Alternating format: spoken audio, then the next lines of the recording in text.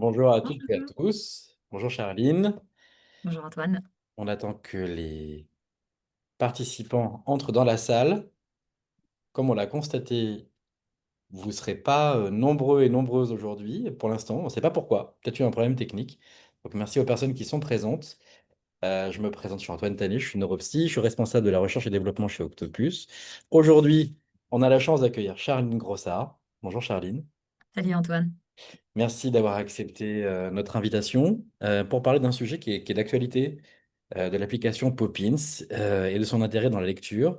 Merci d'avoir accepté aussi ce titre un peu audacieux, avec qui se marie Poppins, mais qui pose une question aussi, je crois, importante, qu'on sera sûrement amené à en parler, qui est le bouleversement que ça peut entraîner un peu dans les pratiques cliniques aussi, l'utilisation des applications, enfin Poppins en particulier.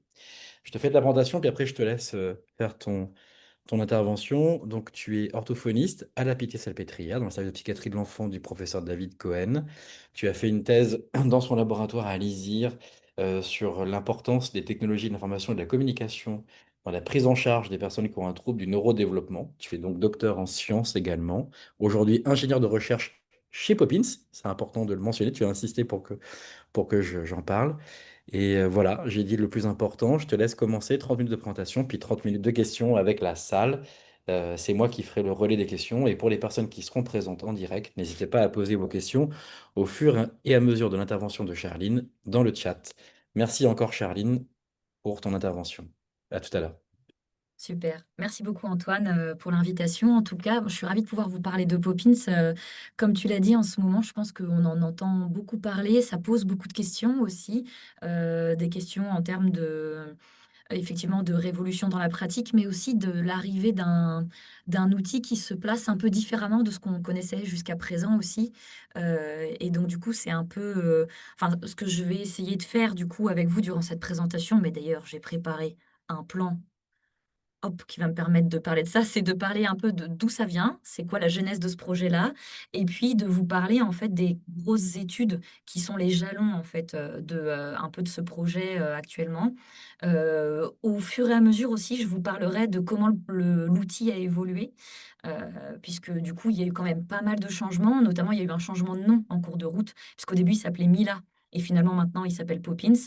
Donc voilà, donc je reprendrai un peu les mouvements qu'il y a eu sur cet outil. Et on va commencer du coup par la genèse de ce projet. Donc, je vous ai remis une espèce de grosse frise pour vous réexpliquer d'où venait le projet. Poppins, c'est un projet qui démarre en 2018. À la base, c'est François Vontron, qui est à ce moment-là étudiant à l'école de Polytechnique et qui décide de faire son mémoire de fin d'études sur l'utilisation de la musique dans les troubles du neurodéveloppement, mais tout de suite sous un format de jeu vidéo, en tout cas sous un format numérique. Et donc il part là-dessus, il crée du coup, Poppins, le jeu, et il va rencontrer un certain nombre de personnes assez rapidement en fait, qui vont venir, l'aider en fait à développer son jeu. Je vais citer spécifiquement peut-être, le professeur Michel Habib, avec Neurodyspaca, qui l'a beaucoup orienté au début, parce qu'il a beaucoup travaillé sur la musique et donc du coup il a beaucoup aidé, François, au démarrage de la création de l'outil. Et puis en fait, très rapidement, va y avoir un passage, par, le Kremlin-Bicêtre et puis ensuite la Pitié-Salpêtrière assez vite, avec du coup beaucoup de changements, beaucoup de modifications sur l'outil, beaucoup de tests aussi. Hem, voilà, notamment, des études de faisabilité et d'utilisabilité, on en reparlera un petit peu. Et puis, il y a eu cet essai multicentrique, randomisé contrôlé, dont on vient de publier les résultats, en fait. C'est un peu la nouvelle, actuellement. Et là, actuellement, on est en cours sur un deuxième essai randomisé. Voilà, donc ça fait, finalement, il y a eu beaucoup de partenaires et beaucoup de gens qui sont venus, heu, ve donner leur avis et rendre ce projet beaucoup plus complet, en fait, que, l'idée, de départ, de François. Alors, très rapidement, en fait, d'où on part? Parce que l'idée à ce moment-là d'utiliser la musique pour travailler dans les troubles du neurodéveloppement, en tout cas, dans l'orthophonie, puisque moi c'est de là que je viens, c'était pas quelque chose dont on parlait encore beaucoup. Ça commençait à émerger. Ça a beaucoup émergé surtout en 2015 en fait avec cette étude-là, qui est une étude de Foniaco sur des enfants qui sont des enfants dyslexiques, italiens. Et ce qu'avait fait l'équipe, c'est que, ils avaient entraîné les enfants, soit dans un groupe de musique. Alors quand ils disent musique, en fait, si on regarde leur programme, c'est beaucoup du rythme et d'une façon générale, quand on lit la littérature, on se rend compte que le point important, c'est le travail du rythme chez les enfants avec, troubles du neurodéveloppement et spécifiquement les enfants dyslexiques. Donc il y a toute une partie des enfants qui ont eu cette formation rythmique, pendant qu'il y a une autre partie des enfants qui avaient une formation peinture, voilà, donc plus des compétences visuospatiales, la créativité, des choses comme ça. Et si vous regardez les résultats que je vous ai remis à côté, en fait, on voit que le groupe qui a fait de la musique a progressé beaucoup plus que, le groupe qui a fait de la peinture sur notamment tout ce qui est, phonologie, reproduction de rythme, mais aussi sur la lecture de pseudomots en précision, la lecture de textes aussi. Donc on a eu vraiment en fait, une, étude qui était une étude en plus randomisée, contrôlée, donc vraiment d'un haut niveau de preuve, qui allait dans le sens que, bah, en fait, peut-être que travailler le rythme, c'était vraiment quelque chose qui permettait d'améliorer le traitement du signal sonore, en fait, par les enfants et qu'en améliorant ce traitement du signal sonore, on améliorait les compétences phonologiques et du coup, les compétences en lecture. Donc voilà, c'est vraiment celle qui a, fait le plus de bruit. L'INSERM en avait parlé et tout à ce moment-là, donc on part vraiment de là et du coup, la question qui s'est posée, c'est sachant ça, OK, on peut peut-être faire un truc qui travaille la musique. Eux, ils l'avaient travaillé, chez Floniaco plutôt sous un format, en groupe, avec, quelqu'un qui venait pour faire travailler les enfants. Mais, il y a eu autre chose en parallèle de ces études sur le rythme qui s'est beaucoup développée ces derniers temps, c'est la question des outils numériques, en fait, dans la prise en charge des troubles du neurodéveloppement. Donc on en parle énormément. Je vous ai mis une méta-analyse, là, qui est, récente, elle date de 2000, au lycée, c'est 2017. Donc ça doit être quelque chose par là, peut-être même 2020 si c'est 4, bon bref, à regarder. Mais voilà, donc beaucoup, beaucoup d'intérêt dans la recherche pour tout ce qui était, technologie numérique, bah, pour plusieurs choses. D'abord pour le format ludique et motivant, puisque évidemment, la question c'est, on veut que les gens ils adhèrent au traitement qui leur est proposé. Donc si on veut qu'ils adhèrent, bah, faut qu'ils aient envie de le faire. Donc du coup, il y avait ce côté très ludique et motivant qui, pour un avis purement personnel, qui à mon avis est actuellement le point le plus intéressant de ces outils-là, en fait. L'autre point, c'est la facilité de manipulation, surtout par les enfants, qui savent jouer aux jeux vidéo, très rapidement, qui savent utiliser tablette, smartphone sans aucune difficulté. La question aussi de l'accessibilité. En fait, maintenant, il y a quand même énormément de foyers qui sont équipés, au moins en smartphone en tout cas. Donc du coup, c'est vrai que c'est un outil, c'est très simple. On le télécharge et puis ça y est, on l'a chez soi. Il y a pas vraiment de complications pour se le fournir et pour l'utiliser. En plus de ça, nous, l'outil, la Poppins, il est utilisable sur des tablettes qui ont une dizaine d'années. Donc, on n'est vraiment pas du tout dans une difficulté, que pourrait amener le fait qu'on soit dans un truc numérique hyper poussé. Et puis l'autre point, c'était le point qu'en fait, de plus en plus, on parle de l'utilisation de ces jeux dans le cadre du domicile. Et l'intérêt du cadre du domicile, eh ben, c'est de pouvoir faire travailler les enfants en dehors des séances de rééducation.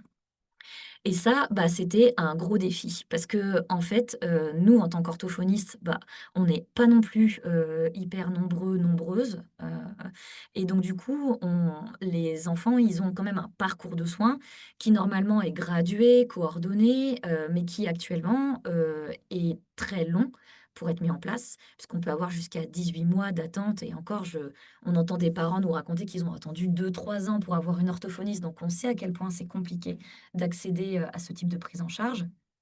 Et puis l'autre question, c'est la question de la fréquence du suivi hebdomadaire puisque pour l'instant, il y a dans le dernier questionnaire qu'on a fait passer aux orthophonistes, c'est madame Mélouin qui s'occupait de ça, qui l'a publié dans l'Orthophoniste.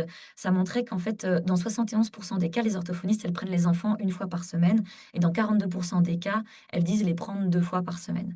Bon et là, on vient d'avoir les nouvelles recommandations de bonne pratique qui nous disent qu'il faut des entraînements 3 à 5 fois par semaine au minimum sur, 10 à 30 minutes. Donc on est très, très loin de, en fait, ce qu'on recommande pour améliorer, les enfants au niveau de leur lecture. Donc on sait que en termes d'offre de soins, on est en dessous de ce qu'il faudrait qu'on propose, en tout cas en termes de dosage d'entraînement. Parce que se pose la question de est-ce que ce dosage d'entraînement, il a besoin d'être fait en présence de l'orthophoniste ou non?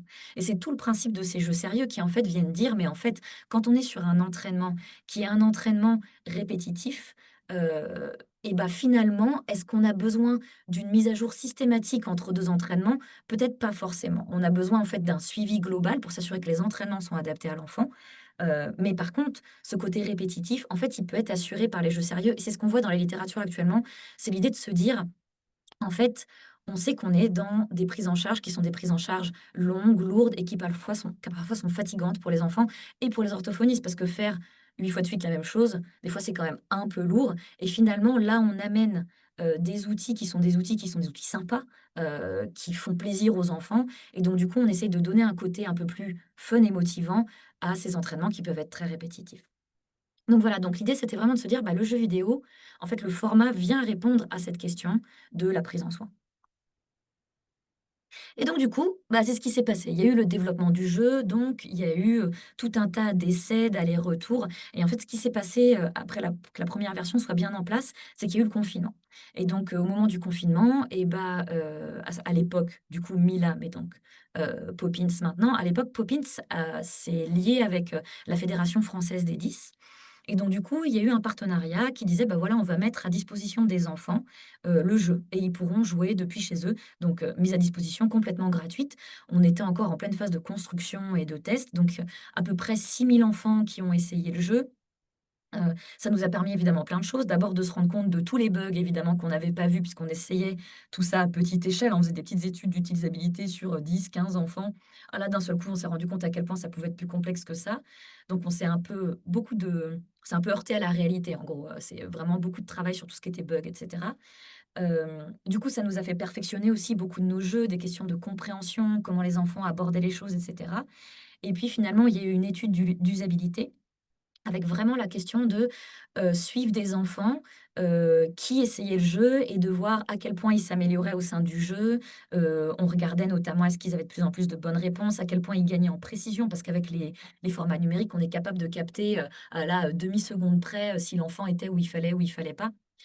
Donc du coup, on a pu vraiment, sortir une version avec donc 8 jeux musicaux, donc c'est des jeux, alors musicaux, mais encore une fois, c'est surtout des jeux rythmiques. Le but du jeu, c'est vraiment de travailler le rythme et c'est aussi l'idée avec ce jeu d'utiliser toutes les possibilités d'interaction qui sont rendues possibles par la tablette. Donc l'enfant, il peut interagir en frappant dans les mains, en secouant la tablette. Parfois, il doit chanter, des fois, il doit taper du poing, il est capté par la caméra, et cetera. Donc le but du jeu, c'était vraiment d'aller chercher à travailler le rythme mais sous un format très différent, au niveau corporel. Le but du jeu, c'était vraiment la boucle auditivo-motrice ici. On voulait aller renforcer ça de plein de façons différentes. Et donc du coup, là, on savait qu'on avait une version qui était une version à peu près stable, qui était correcte selon nous pour aller travailler le rythme avec les enfants. Donc du coup, maintenant qu'on avait cette première version stable, il y a eu un peu la question qui est arrivée qui est: «Ouais, mais est-ce que ça marche?» Donc évidemment, bah, on a voulu lancer le premier essai randomisé contrôlé. Donc voilà un peu le format de l'étude. Donc on avait inclus 154 enfants qui étaient issus de la France entière et encore, on vous a pas mis les DOM-TOM parce que moi j'étais à ce moment-là, moi j'étais, à 100 à l'hôpital de Pitié-Salpêtrière. C'est moi qui m'occupais des recrutements pour, Paris. On a eu quelques enfants, genre de Guyane, ou, de DOM-TOM. Et donc ces 154 enfants, ils avaient entre 7 et 11 ans, scolarisés du CE1 au CM2, avec un diagnostic évidemment de dyslexie. Je dis pas trop spécifique des apprentissages sur le versant de la lecture par souci de simplicité, hein, je vais garder dyslexie comme terme. Ils avaient pas de suivi orthophonique. Ça a été un choix, alors après plusieurs débats, hein, tout simplement parce que c'est très difficile de maîtriser ce qui se passe dans le suivi orthophonique. On connaît la faut maîtriser la fréquence, mais aussi le contenu, et ça aurait rendu les choses beaucoup plus compliquées. Donc finalement, on a pris des enfants qui n'avaient pas de suivi orthophonique. Ça évitait de la variabilité, aussi dans notre population. Hem, on a inclus les enfants et on les a randomisés dans 2 groupes. Un groupe qui jouait au jeu Poppins et un groupe qui jouait au jeu Placebo. Je vais vous présenter les 2 jeux pour vous montrer à quel point ils se reconnaissaient. On ne disait pas aux familles qu'on faisait une étude sur un jeu de rythme, on disait aux familles qu'on faisait une étude sur un jeu vidéo. Voilà, et sur l'impact sur les compétences en lecture. Donc les enfants étaient complètement en aveugle, finalement, de savoir dans quel groupe ils étaient et les centres aussi. C'est-à-dire que moi, je ne savais pas dans quel groupe étaient les enfants. Alors ça, c'est rendu possible, par un format qui est un format qu'on connaît, Moi, je trouve assez peu quand on travaille dans la recherche, publique, mais qui, à mon avis, se fait beaucoup plus, par exemple, dans le cadre des médicaments. C'est-à-dire qu'en fait, il y a vraiment 3 personnes qui viennent ici, être des références dans l'étude. Il y a évidemment le sponsor, donc le sponsor, c'est lui qui prend la responsabilité, qui s'occupe des assurances, c'est Poppins, en l'occurrence. Il y a, les centres recruteurs, ici la Pitié-Salpêtrière, l'hôpital de Poitiers et puis un centre de diagnostic qui s'appelait Cochin-Charonne. Et puis il y a une troisième partie qui en fait est un organisme indépendant qui vient, lui, s'occuper de s'assurer que tout est fait dans la réglementation et que le protocole est parfaitement respecté. Donc, en l'occurrence, nous, c'était cet organisme-là qui savait dans quel groupe étaient les enfants. Donc, en fait, aucun de nous, sinon, on était au courant. Les centres, on ne le savait pas. Le sponsor, évidemment, ne le savait pas non plus. Et puis, c'est eux aussi qui s'assurent de l'intégrité des données. Donc, en fait, ils venaient regarder les données qu'on avait au niveau de l'hôpital. Ils s'assuraient qu'on avait bien rentré ce qu'il fallait. Et après, c'est eux qui faisaient les statistiques. Et seulement après, ils transféraient tout ça au sponsor, un peu genre en mode voilà les résultats de l'étude. Donc, il y a vraiment l'idée d'indépendance qui était très importante ici, notamment pour préserver l'aveugle. Donc, les enfants, ils s'entraînaient pendant 8 semaines à domicile sur un ou sur l'autre jeu. Et puis après, on les réévaluait. Une fois leur entraînement terminé, et puis on les réévaluait encore 8 semaines plus tard. Alors ça, c'est les 2 jeux. Donc, il y avait vraiment le jeu, donc on a appelé ça Poppins V1 à l'époque, qui s'appelait Mila, donc qui était vraiment un jeu de rythme. Et puis il y avait, le jeu placebo. Donc le jeu placebo, vraiment rien à voir avec le rythme, le traitement musical, ni même trop du traitement mnésique. En fait, c'était des jeux vidéo assez classiques, c'est-à-dire, des trucs type, Candy Crush. Il y avait des jeux de hasard comme, du jeu de Shifumi et du dessin. Voilà. Mais par contre, on avait fait en sorte que les graphismes soient vraiment très proches les uns des autres pour qu'en fait, il y ait pas de dissonance, qu'on se dise pas qu'il y avait un jeu qui était moins bien fait que l'autre. Et ça a pas mal marché puisque dans les 2 groupes, j'ai eu des parents qui ont pensé être dans l'un des groupes ou l'autre. Voilà, qui savaient pas et donc qui se sont trompés. Donc a priori, ça le côté aveugle chez les patients a plutôt bien fonctionné. Voilà l'évaluation qu'on a fait avec les enfants. Donc, on les a évalués en lecture. Donc, on a choisi les épreuves dans les épreuves de batterie orthophonique classique, donc les Valéo et la balle. Les Valéo, on a pris la lecture de mots en 2 minutes. C'est un classique, les lectures de mots sur un temps court, voilà, très, très utilisé en recherche. Et on avait pris la lecture de pseudo-mots aussi, évidemment, puisqu'on s'était dit, bah, puisque c'est du rythme, ça va travailler la phonologie et donc on devrait voir s'améliorer les compétences en lecture de noms. Au niveau de la phonologie et de la transcription, on avait regardé la suppression de phonèmes de la balle et la transcription de pseudo-mots de la balle. Le choix de la balle, c'est notamment parce que les épreuves ne changeaient pas entre le CE1 et le CM2, parce que sinon ça complique énormément la comparaison entre les classes. Là, on avait tout le monde passait la même épreuve. Voilà les épreuves qu'on a fait passer et voici les résultats. Donc celle qui est la plus intéressante, c'est la lecture de mots en 2 minutes, puisqu'en fait, on a en gros 2 gros résultats, c'est le nombre de mots lus et le nombre de mots correctement lus qui nous intéressent dans cette épreuve et les 2 progressent beaucoup mieux dans le groupe Mila que dans le groupe placebo. Les 2 groupes progressent, mais le groupe qui a joué à Poppins, je veux dire Mila, des fois, excusez-moi, je m'embrouille un peu entre les 2, mais en tout cas, notre groupe cible s'est beaucoup mieux amélioré que le groupe placebo. Alors par contre, étonnamment, on n'a pas vu cette progression sur la lecture de Pseudomo. Celle-là, elle n'est pas ressortie. Alors on s'est posé la question de pourquoi. On pense qu'en fait, c'est surtout parce que la lecture de Pseudomo, c'est 22 pseudomots à lire. Et donc en fait, on avait très peu d'items, ce qui fait du coup très peu de variabilité. Et on avait quelques enfants qui finalement plafonnaient déjà un peu à cette épreuve et n'avaient pas beaucoup de marge de progression. Et donc on pense qu'ici, on a manqué de sensibilité pour capter le développement des enfants. Au niveau de la phonologie, donc la suppression de phonèmes, là, par contre, ce qui était hyper intéressant, c'est que, c'est des sous-groupes d'enfants qui se sont améliorés, notamment le sous-groupe d'enfants les plus jeunes et les plus sévères. Et ça nous paraît assez logique puisqu'on sait à quel point la phonologie, c'est quelque chose qui est, important, chez le jeune lecteur, en fait, chez le lecteur débutant. Et donc, en fait, on n'est pas étonné de voir cette progression beaucoup plus importante chez des lecteurs qui étaient, bah, débutants dans le sens soit très en difficulté, soit très jeunes.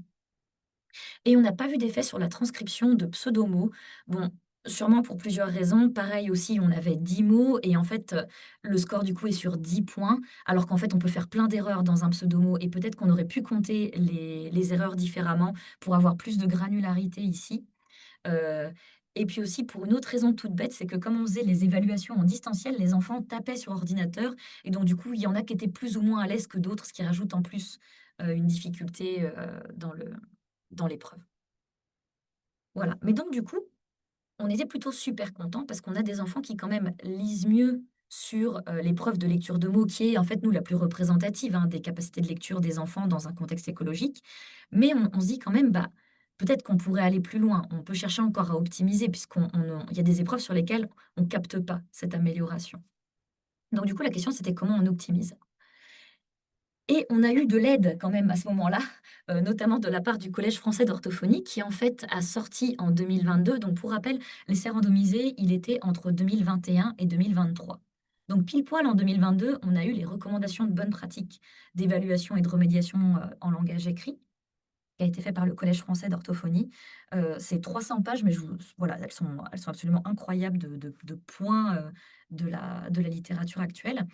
Et donc ces recommandations, elles, disaient qu'il existait en gros, elles séparaient la façon de prendre en charge en 3 stratégies, soit une stratégie curative, compensatrice ou adaptative, en disant qu'en gros, il faut commencer par la stratégie qu'ils appellent la stratégie curative.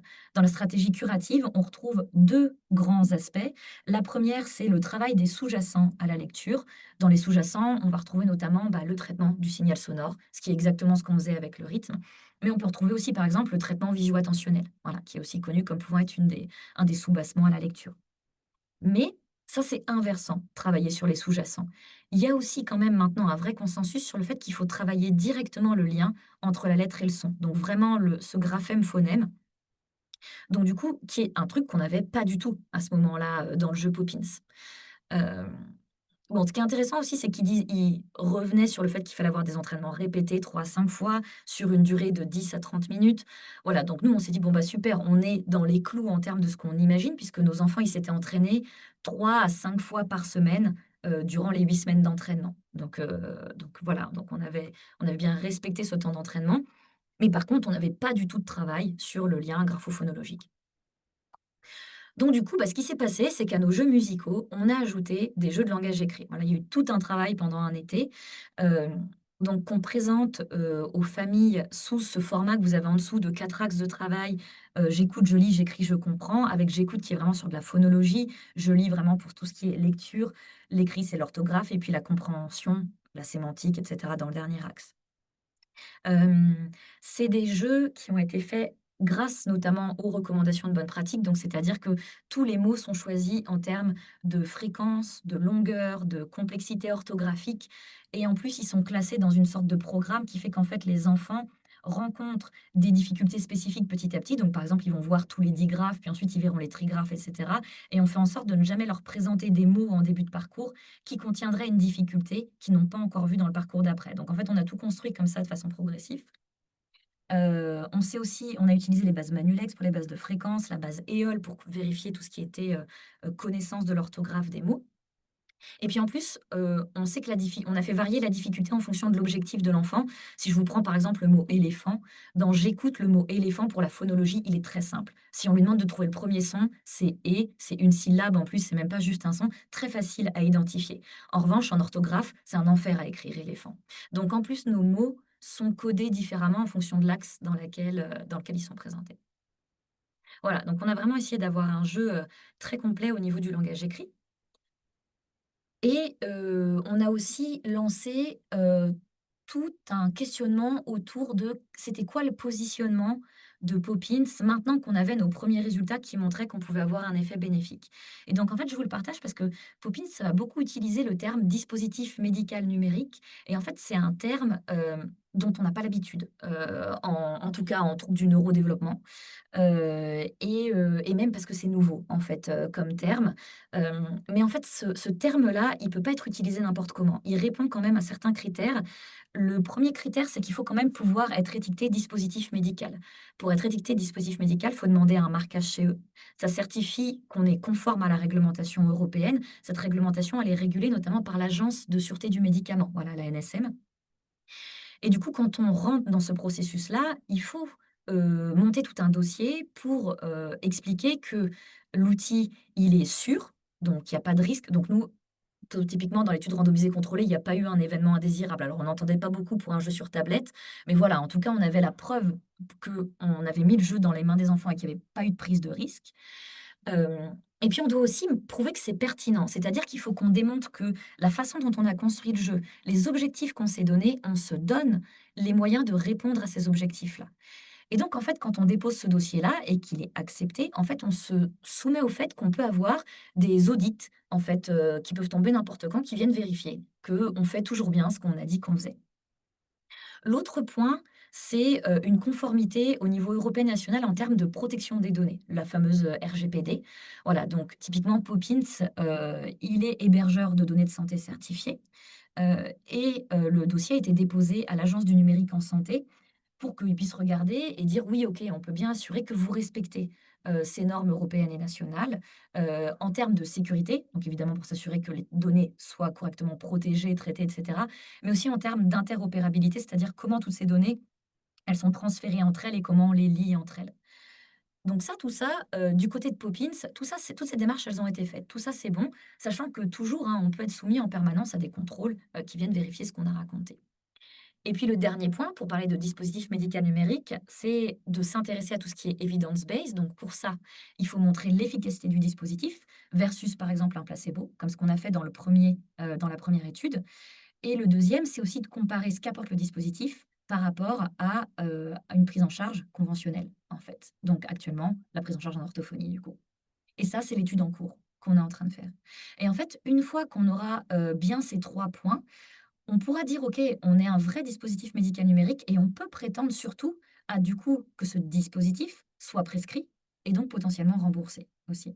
Donc, c'est un positionnement qui est, faut comprendre, complètement différent de tous les jeux qu'on peut utiliser pour travailler avec les enfants, etc. Parce que là, vraiment, euh, on est dans l'idée que l'outil en tant que tel est capable d'aider les enfants à progresser. Voilà. Alors que sur les outils qu'on utilise, finalement, il y a l'idée qu'on les adapte énormément comme on a envie de les adapter et que c'est finalement le professionnel aussi beaucoup qui fait l'efficacité de ces outils. Évidemment, moi, quand je télécharge des images sur Google Images n'est pas certifié evidence-based. Bon, voilà. Mais n'empêche que c'est censé fonctionner. Mais voilà, donc du coup, c'est vraiment ça l'objectif, parce qu'il faut quand même rappeler quelque chose que j'ai pas vraiment dit, en fait, c'est que à la base, Poppins ne voulait pas être en accès direct aux patients. C'était pas l'objectif. Il devait tout de suite être visé l'idée qu'on allait chercher un remboursement par la sécurité sociale. Ça n'a pas été possible pour de multiples raisons, notamment aussi parce que il faut démontrer aux autorités qui vont après décider de si on est remboursé ou pas, bah, ce genre de dispositif, combien ça coûte, quel est notre business model, etc. Donc en fait, il fallait exister en tant aussi que business. Voilà. Donc du coup, mais le but quand même à la fin, c'est d'aller chercher ce remboursement. Et donc du coup, il y a la fameuse étude qui est en cours actuellement. Donc cette étude, faut s'imaginer qu'elle a été décidée dans un contexte de, bah, on veut aller vers ce remboursement par l'assurance maladie. Donc du coup, c'est une étude de non-infériorité. Alors moi, c'était du jamais vu jusqu'à présent dans les troubles du neurodéveloppement. Évaluer la non-infériorité, en fait, ça veut dire quoi? Ça veut dire qu'on regarde si euh, l'utilisation de Poppins avec, en l'occurrence là, une prise en charge toutes les 2 semaines par une orthophoniste. Si l'utilisation de Poppins plus une prise en charge toutes les 2 semaines, c'est équivalent en termes de gains par rapport à la prise en charge classique qui est de une fois par semaine. Alors, on aurait aimé pouvoir garder la prise en charge de base à une fois par semaine et augmenter peut-être à 2 fois par semaine pour le groupe contrôle, mais évidemment, il y a des histoires purement de praticité qui font que c'était impossible. Mais donc voilà, donc l'idée, c'est vraiment de se poser la question de est-ce que ces deux prises en charge, elles peuvent être équivalentes? Alors, elles peuvent être équivalentes sur plein de points. Ça peut être en termes de bénéfices cliniques, mais ça peut être en termes aussi, par exemple, de bénéfices médico-économiques, c'est-à-dire moins de temps de trajet, peut-être une meilleure adhérence au traitement. Voilà, donc on regarde en fait plein d'aspects entre ces deux façons de prendre en charge les enfants. Donc du coup, là, on est en train de recruter 306 patients, des enfants de 7 à 11 ans, du CE1 au CM2 avec un diagnostic donc de dyslexie, qui sont suivis en orthophonie depuis moins de 2 ans. Alors pourquoi depuis moins de 2 ans? Parce qu'en fait, on sait que les enfants qui sont suivis depuis plus de 2 ans, c'est souvent des enfants qui sont assez résistants à la prise en charge. Et en fait, des enfants résistants à la prise en charge, ça n'aurait fait que valoriser le groupe avec Poppins. Parce que si personne ne bouge, super, on est non inférieur. Donc il faut qu'on ait des enfants qui soient, qui aient encore une possibilité d'avancement, en tout cas, qui soit quand même assez large. Et puis évidemment, des enfants qui parlent le français. On les laisse s'entraîner pendant 12 semaines, 20 minutes par jour, 5 fois par semaine, et puis on les réévalue. Et ensuite, on les laissera tranquilles pendant 12 semaines et les réévaluera une troisième fois pour vérifier la maintenance. Et ce sera la fin de l'étude. On a un peu changé notre façon d'évaluer les enfants. En fait, on a pris des textes beaucoup plus longs, d'une façon générale, pour avoir plus de variabilité. Donc, on a gardé la lecture de mots en 2 minutes et on a rajouté des lectures de textes, notamment l'Alouette, voilà, qui est un grand classique quand même dans la recherche. Et puis la compréhension en lecture de la BMTI. On a gardé la conscience phonologique de la BAL et on a ajouté l'empan visio-attentionnel, voilà, qui est donc un autre sous-jacent au développement de la lecture. On a essayé de travailler un peu dans Poppins, notamment dans les jeux de rythme, sous le format de jeux vidéo d'action. Et puis on regarde aussi le stress parental, le ressenti des enfants sur leurs compétences en lecture. Et puis on va regarder un peu tout ce qui est facteur prédictif d'efficacité de l'outil. Alors ça peut être en termes d'âge, en termes de sexe, en termes de compétences en lecture à la base, ça pourrait être en termes de niveau socio-économique, par exemple. Voilà, on va s'autoriser des études assez exploratoires de tout ce qui pourrait faire varier voilà, l'efficacité de l'outil. Donc actuellement, on en est à 274 enfants identifiés. Peut-être un peu plus. On fait un point demain pour voir où on en est, avec 134 orthophonistes quand même qui nous ont envoyé des enfants. C'est d'ailleurs toujours le cas. Donc on cherche nos 30 derniers participants. Donc si jamais vous voulez nous les envoyer, voilà, n'hésitez pas, on recrute toujours. Vous pouvez nous écrire soit sur le mail, clinique@poppins, mais là vous aurez l'équipe, bah, moi en fait, hein, de Poppins, soit sur le mail de la Pitié, le mail Gmail, où là vous pourrez directement parler aux orthophonistes qui s'occupent de l'étude. Encore une fois, cette étude, elle est faite avec le même format, c'est-à-dire voilà, trois instances. Le sponsor Poppins, les centres de recrutement Poitiers et Paris et la tierce personne, voilà, qui vient s'occuper que les données soient toutes respectées. Et c'est un essai qui est en simple aveugle, puisqu'évidemment les enfants savent s'ils jouent au jeu Poppins ou pas, hein, parce que notre groupe contrôle ne joue pas. Par contre, les centres ne savent pas quel enfant est dans quel groupe. Voilà. Merci beaucoup, j'ai fait le tour. Merci beaucoup, Charline. C'était remarquablement clair Super. et vraiment très intéressant parce que je pense qu'il y a beaucoup de discussions autour de Poppins et peut-être un peu de mythes aussi qui vont autour. Donc, beaucoup de questions et beaucoup d'inquiétudes en fait, je pense aussi. Oui, Sérieusement, il y a de l'inquiétude. Alors voilà, tu l'as pas abordé dans ton topo, mais je pense que ça va venir dans les bien questions sûr. des participants. Merci beaucoup.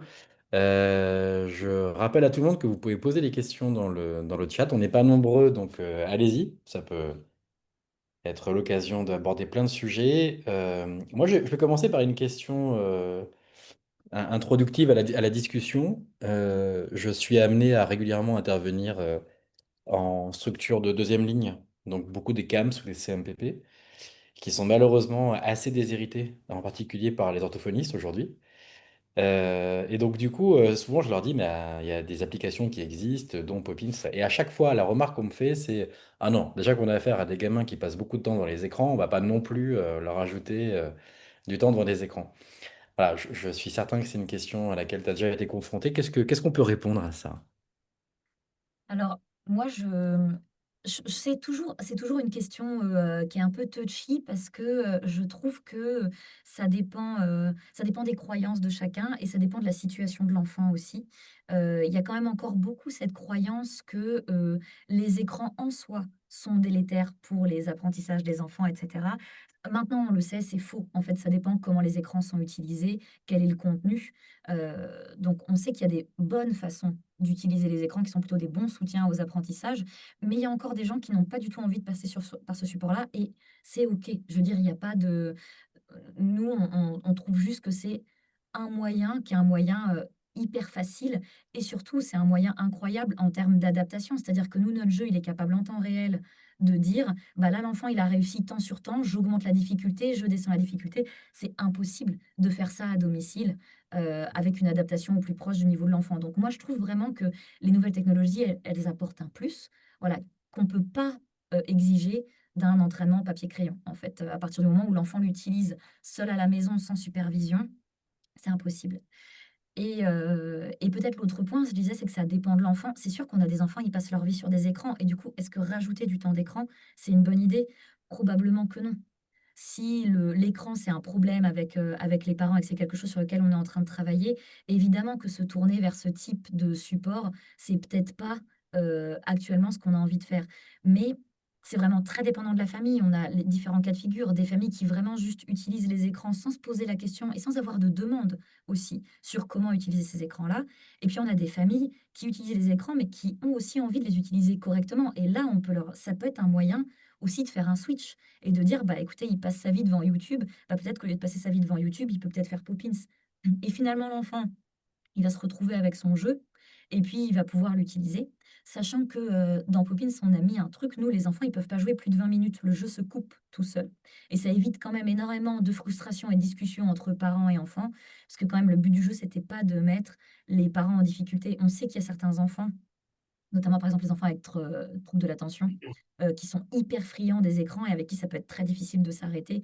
Donc nous, on s'était dit, la frustration, on va prendre sur nous de la gérer avec le jeu plutôt que de demander à la famille de s'occuper de ça.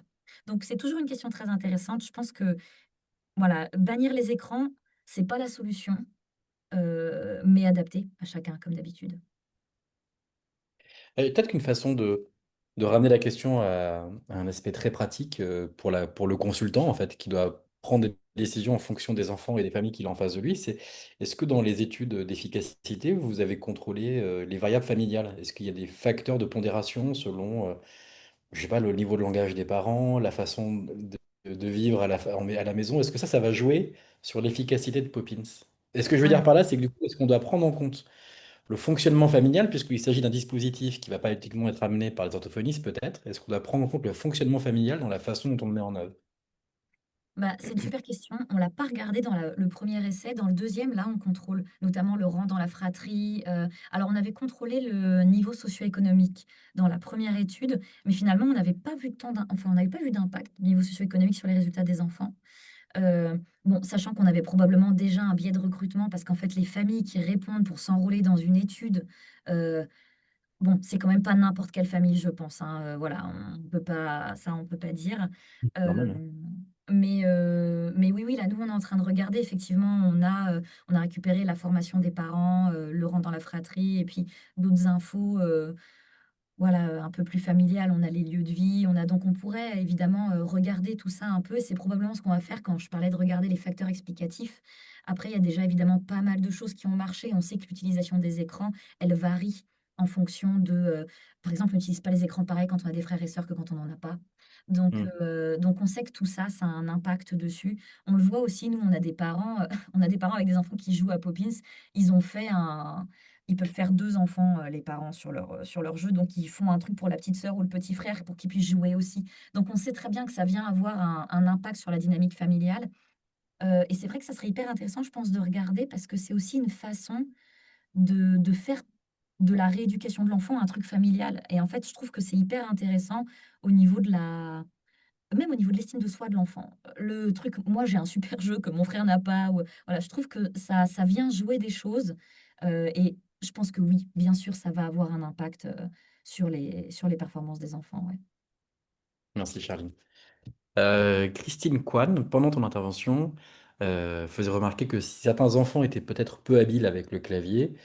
Mais est-ce qu'une part des enfants ne... Attends, je vais lire sa formulation. Certains enfants étaient peut-être peu habiles sur le clavier, mais une part des enfants, des autres enfants ne devait être pas plus habiles avec le crayon. En gros, est-ce que il y aurait pas eu... Est-ce que finalement, avec le crayon, ça aurait pas été mieux, quoi? Ouais, en fait, ils avaient la possibilité de faire les 2, les enfants, on leur laissait le choix. Ils pouvaient soit taper à l'ordinateur, soit écrire au crayon, en fonction de ce qu'ils préféraient. Bon, soyons honnêtes, 95 des enfants voulaient taper à l'ordinateur, même s'ils ne savaient pas le faire. Voilà, bon, donc voilà, on sait que on sait qu'il peut y avoir un petit problème juste de repérage sur le clavier. Typiquement, du coup, on n'a pas du tout pris en compte le temps, par exemple, de transcription, parce que ça changeait trop, en fait, d'un enfant à l'autre en fonction de s'il était expert ou pas de l'utilisation du clavier ou s'il le faisait sur crayon. Donc voilà, le format de passation nous a clairement fait perdre, je pense, de l'information. Là, du coup, on réévalue pas l'orthographe dans la nouvelle étude, ce qui me désole un peu. Mais après, c'est une question de durée de passation. On peut pas, enfin, cette façon de faire là, c'était une épreuve qui pouvait durer jusqu'à 10 minutes, du coup, parce que les enfants prenaient 1 minute pour écrire un mot. Donc, ça peut être très, très long.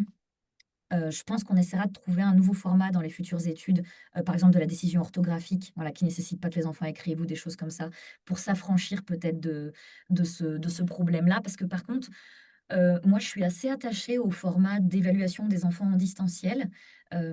Déjà, quand on avait commencé à faire ces évaluations, on avait vérifié sur juste les résultats des premiers enfants, que les résultats qu'ils avaient étaient cohérents. Donc on regardait, effectivement, les épreuves de lecture étaient corrélées, on retrouvait les mêmes corrélations que sur un bilan classique. Donc on se dit que l'évaluation à distance, elle est plutôt pertinente, en fait. En tout cas, elle nous apporte de l'information.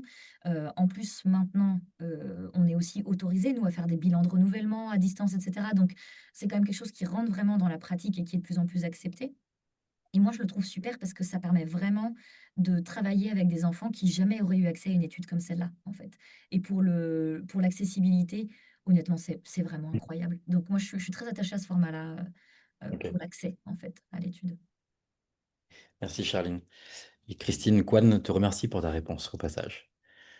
Justine Lebac, qui précise qu'elle est psychomotricienne, te demande si l'application est aujourd'hui disponible et dans quel cas elle peut être proposée à ses patients. Alors ouais, l'application, elle est disponible. C'est possible de la télécharger sur Poppins. C'est un site qui s'appelle poppins.io. Voilà. C'est possible de la télécharger. Pour l'instant, l'application, elle est sous forme d'abonnement. On peut aussi la télécharger sur les stores, Apple et Google, voilà les deux. Toujours pareil, donc il y a une histoire d'abonnement.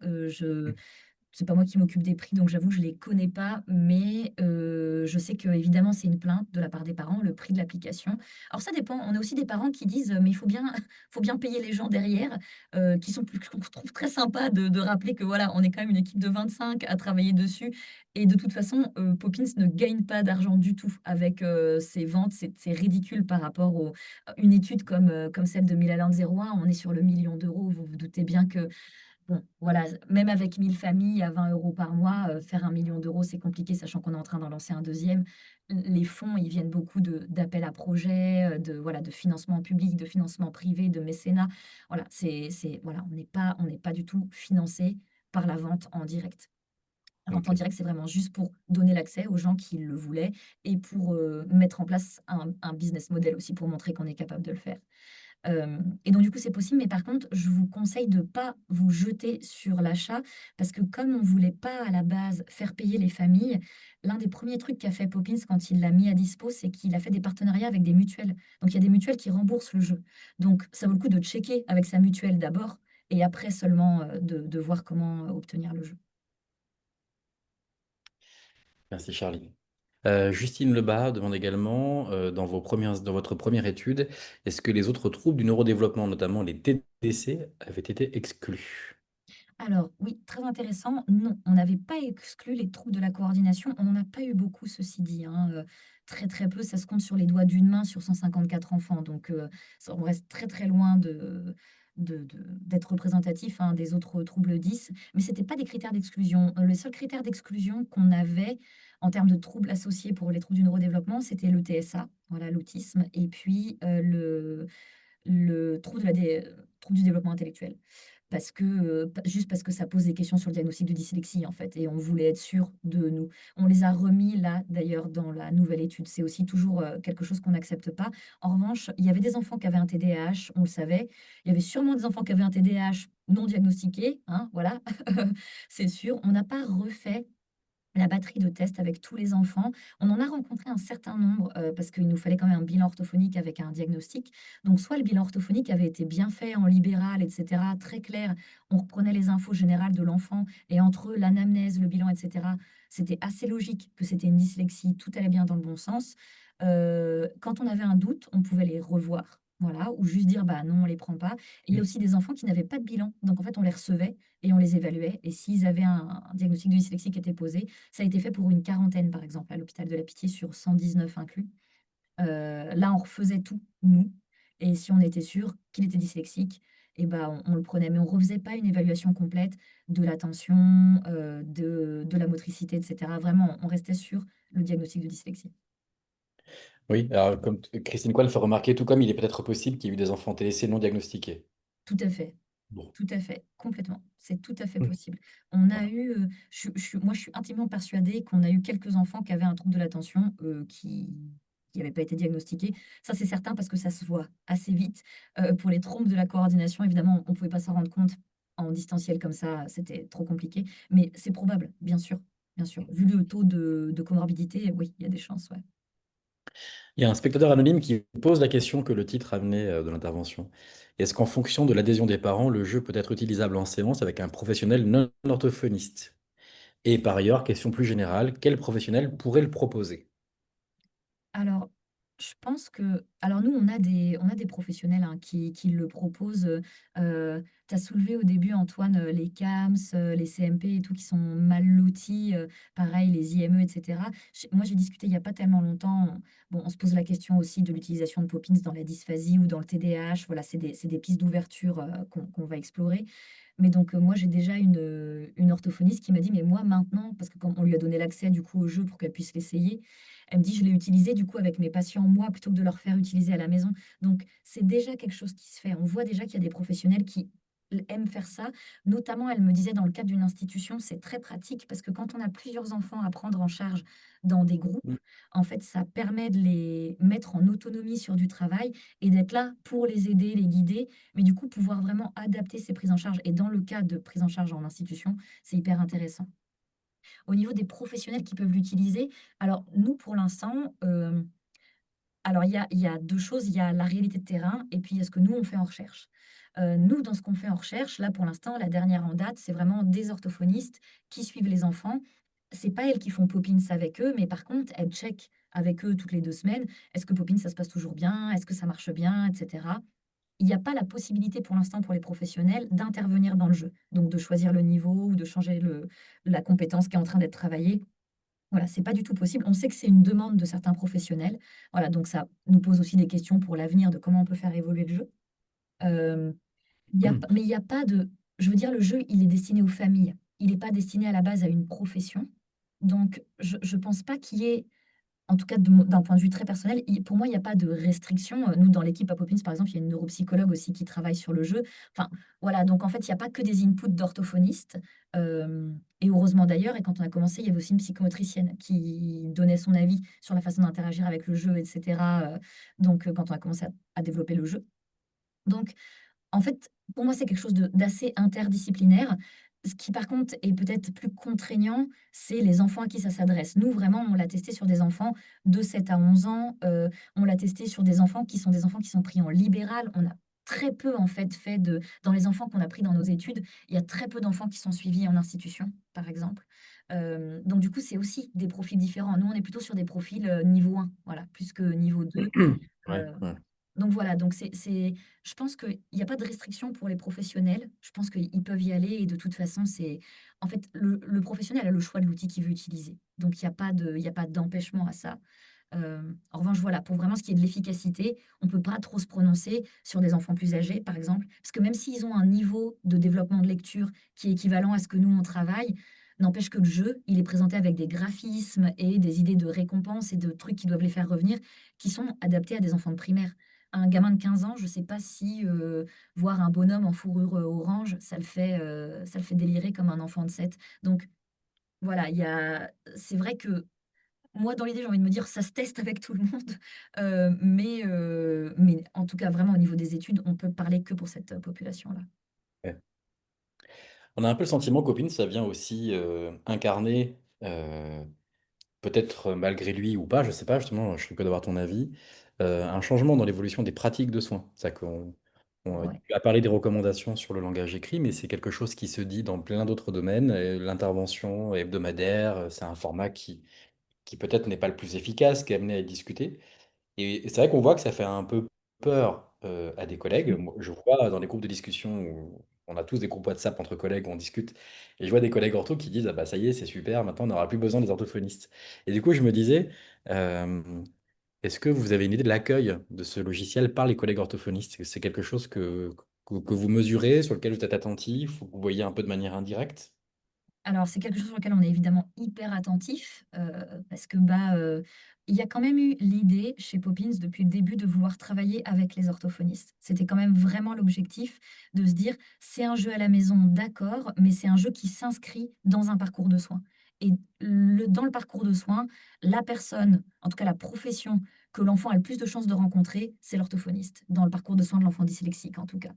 Euh, et qui va le voir toutes les semaines, etc. Donc il y avait vraiment l'idée de travailler avec les orthophonistes pour fournir un outil. Et vraiment, il y a un petit côté, c'est marrant, il y a un journal qui avait écrit, je sais plus quel journal qui avait écrit sur Poppins, et qui avait dit c'est un peu une équipe de bisounours, mais qui font du bon travail. Et c'est vrai qu'il y a une vision un peu idéaliste de la part de Poppins à la base, qu'on essaye de maintenir, mais on se heurte voilà, aussi à de la réalité de terrain, qui était on va travailler tous ensemble dans le meilleur des mondes et ça va être incroyable pour le suivi des enfants. Et finalement, on se rend compte à quel point c'est beaucoup plus complexe que ça, plus complexe parce que, mais pas que à cause des orthophonistes ou que à cause de Poppins, plus complexe parce que bah, il y a plein de questions autour de comment chacun voit sa pratique. Effectivement, il y a des orthophonistes maintenant qui nous disent, mais moi, refaire le même exercice avec le même enfant 3 semaines de suite, ça me gonfle. Si je pouvais déléguer ça à un outil, en fait, je préférerais complètement pouvoir faire ça et je prendrais en charge d'autres pathologies qui ont besoin de moi en présentiel, des tout petits, des enfants avec troubles du spectre de l'autisme, des personnes âgées qui ont besoin qu'on les soutienne au quotidien. Évidemment qu'en fait, dans dans l'idée de priorisation, se dire tout ce qui n'a pas besoin d'être fait en présentiel, si ça peut être mis à la maison, non seulement ça va gagner en efficacité, mais ça va aussi libérer de l'espace pour d'autres pathologies et d'autres. Donc, dans l'idée, moi, ça me paraît évident qu'on va aller vers ça, parce que je vois pas comment on peut faire autrement. On a toujours nos numerus clausus, on a une population vieillissante, on diagnostique de mieux en mieux les troubles du neurodéveloppement. Heu et nous, on est toujours, 20 000 quoi. Donc ça va être impossible à mon avis autrement. Mais voilà, il y a des gens qui n'ont pas envie d'aller vers, ce type de pratique, pour des raisons, qui sont tout à fait entendables et qu'on peut discuter. Et puis il y a aussi le fait qu'on a aussi entendu beaucoup de remèdes miracles, hein, quand même, ces derniers temps à la dyslexie, sans vouloir, les citer, mais les lampes et les lunettes qui clignotent, par exemple, voilà, qui se sont vendues comme étant quelque chose qui pouvait soigner la dyslexie, avec des théories derrière, plus ou moins douteuses en termes de cause, voilà, de pourquoi, comment. Donc je comprends parfaitement et puis il y a des erreurs de communication aussi de la part de Poppins qui sont assez énormes, hein, rien que le fait que ça fasse de la pub. En fait, c'est très bizarre de voir un outil faire de la pub. Ça se fait jamais en fait, dans le monde du paramédical. Il y a pas de pub pour les outils. Sauf que là, du coup, il y a quelque chose qui fait de la pub et qui en plus fait de la pub de façon plus ou moins maladroite. Parce que je peux vous dire que moi, je les vois toutes les semaines, mes collègues qui font des pubs, mais il y a toujours un moment où il y a un mot qui sort pas comme il faudrait qu'il sorte et, et avec des incompréhensions de mondes qui se connaissent pas forcément bien. Voilà, le monde du marketing ne connaît rien au parcours de soins des enfants dyslexiques, hein, vraiment, il y a donc c'est un travail, sur lequel on essaye de s'améliorer, je pense vraiment, de jour en jour, pour essayer bah, de faire comprendre au mieux ce qu'on essaye de faire, dans quel cadre on s'inscrit et hem et voilà et c'est quoi les objectifs et le fait qu'en fait, à la fin, nous, il y a quand même un truc dont on est sûr, c'est que les enfants, ils jouent. En tout cas, c'est ce qu'on a l'impression de voir là sur les temps de jeu qu'on a, dans l'étude, parce que c'est bien la seule chose qu'on peut voir du côté de Poppins, c'est les temps de jeu, de numéros, hein, qu'ils jouent. Ils jouent beaucoup mieux quand ils ont une orthophoniste derrière eux que Mmh, quand ils sont tout mmh. seuls. Donc, très clairement, le but du jeu, c'est de trouver une synergie, absolument pas de faire les 2 de façon séparée et de trouver une synergie entre professionnels de santé et justement ces entraînements à domicile. Merci beaucoup, Charline. Notre spectateur anonyme renchaîne sur la question des CAMS. Est-ce que du coup, Poppins est utilisable avec des enfants en CAMS, donc avant 6 ans, en particulier pour ce qui concerne la phonologie et l'association des sons et des lettres? Alors, c'est une très bonne question. Je n'en suis pas sûre. Je n'en suis pas sûre pourquoi? Parce qu'on a travaillé avec des enfants dysphasiques qui avaient entre 7 et 11 ans et les enfants avec troubles développemental du langage se sont retrouvés rapidement en difficulté sur le jeu. Donc je dis ça parce que chez les tout petits, on va sûrement se retrouver avec des profils qui ressemblent plus, aux enfants TDL avec qui on a travaillé et apparemment le jeu avance trop vite pour eux. Donc je pense qu'un enfant qui au demeurant, fonctionne, pas mal et va être capable de s'emparer du jeu, et cetera. Par exemple, dans le cadre d'un TDAH ou, ça pourrait valoir le coup. En revanche, s'il y a un trouble du langage oral associé, pour l'instant, j'ai l'impression que c'est trop difficile. On a un algorithme de progression dans le jeu qui sait caler en fonction des retours des enfants dyslexiques. Et quand même, les enfants dyslexiques, il faut dire ce qui est en phono et dans l'apprentissage du tout début de la lecture, ils vont plus vite que les enfants avec voilà, des très grosses difficultés ou alors un gros trouble du langage oral. Donc, encore une fois, je dirais, ça dépend de la population. On est en train de travailler sur le jeu pour essayer de donner plus de modularité en fait dedans. Là, nous, actuellement, on a 10 minutes de musique, 10 minutes de langage écrit. On est en train de travailler pour pouvoir faire, par exemple, que de la musique ou beaucoup de musique et un peu de langage écrit, ce qui serait probablement plus adapté à ces profils d'apprentis lecteurs, de vraiment lecteurs débutants. Mais pour l'instant, c'est encore en travail de notre côté. Merci. Allez, une dernière question un peu prospective. Quand on crée des nouveaux jeux, des nouvelles activités, on crée parfois aussi de nouvelles façons de voir les enfants ou les patients. Est-ce que du coup, vous voyez des types de troubles en fonction des résultats que vous avez aux performances des jeux? Est-ce que vous devinez des fonctionnements spécifiques de troubles de la lecture ou pas? Et bah, pas réellement en fait. On a du mal à alors peut-être parce qu'on récupère pas aussi, i en fait, ce qui serait super intéressant, on en avait discuté avec, Gilles Leloup notamment qui nous avait dit ça et peut-être qu'un jour on prendra le temps de faire ça. Ce serait vraiment d'évaluer les enfants, mais de fond en comble, au moins sur un petit groupe, je sais pas, une quarantaine d'enfants et de les faire jouer à Poppins et de voir si, en fonction de ce qu'on sait de ces enfants-là, sur l'empan visio-attentionnel, sur, les compétences phonologiques, sur les compétences attentionnelles, enfin voilà, sur des fonctions exécutives peut-être. Est-ce que là, on n'a pas quelque chose qui fait qu'on se dit: «Ah mais en fait, les enfants qui sont comme ça, ils ont l'air de» ce qu'on a juste vu, c'est que pour l'instant, les enfants avec TDAH, ils ont l'air de profiter dyslexie plus TDAH, ils ont l'air de profiter encore plus que les autres du jeu. Alors on n'a pas assez d'enfants dans nos groupes, hein, pour pouvoir asseoir cette observation-là, mais mais très clairement, c'est plutôt eux, qui ont l'air d'être notre public qui répond le mieux, en tout cas, à un entraînement comme celui-ci. Alors on ne sait pas trop pourquoi. Est-ce que c'est parce que, finalement, on travaille aussi beaucoup, les fonctions exécutives et attentionnelles, notamment dans les jeux de rythme où il y a beaucoup d'inhibition, hein. Il faut se retenir en attendant de pouvoir taper, faut donc peut-être qu'on va chercher des choses en plus, comme on le fait au niveau, auditivo-moteur, peut-être que vraiment on va chercher des trucs qui profitent, Mmh. aux enfants, TDAH, mais ça, je dirais, c'est plus des pistes de réflexion, bah, qu'on a soulevées dans la première. Là, je vous ai mis les articles qu'on avait publiés. Dans le premier article qu'on a publié, on a regardé un petit peu ça en fonction de TDAH, TDC, mais c'est très exploratoire. C'était des diagnostics déclaratifs par les familles, et cetera, donc ça manque d'une précision, hein, c'est certain. Mais en tout cas, très clairement, les enfants dyslexiques et TDAH, c'était ceux qui profitaient le mieux, alors que finalement, je crois que c'était ceux avec le trouble développemental des coordinations qui avaient l'air d'en profiter le moins. Donc peut-être qu'eux, il y a un problème d'accès au jeu, dans ce qu'on leur demande de faire.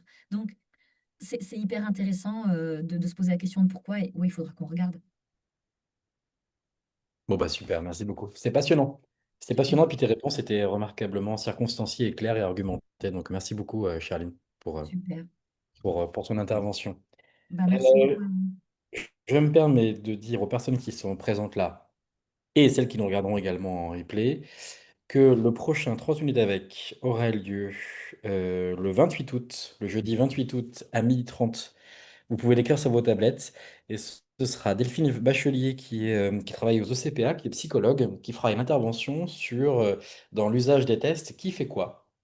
Est-ce qu'on a le droit qui a le droit de faire passer un test et qui n'a pas le droit de le faire passer? Que dit la loi? Quels sont les usages et quel est l'avenir également de cette pratique? Voilà.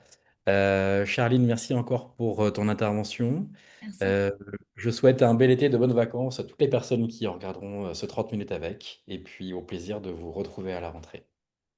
Au revoir. Merci beaucoup. Bonnes vacances.